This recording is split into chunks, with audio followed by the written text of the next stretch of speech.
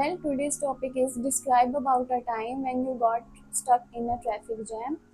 I live in a small town known as Pehova, and I rarely got stuck in a traffic jam. But today I will like to talk about a time when I was in the middle of traffic.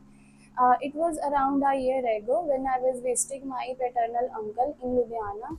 Actually, my brother came back from England, and my brother wanted to meet my paternal uncle who lives in Ludhiana. So, me, my parents, and my brother, we all went to see him.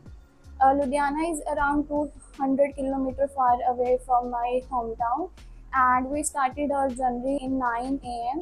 And around 11 a.m. when we reached nearly Ludhiana, there was a lot of traffic jam. Initially, I thought it was a normal because Ludhiana is a big city, and many people come and go to the Ludhiana. But when traffic rarely moved for 10 minutes, and my father got out and went to see what had happened. When he came back, he told us that there had been a big accident between two trucks, and one truck was carrying delivery packages, and all packages were scattered all around the road. However, police came with a crane to pick the truck and all the packages, but it was gonna take a lot of time.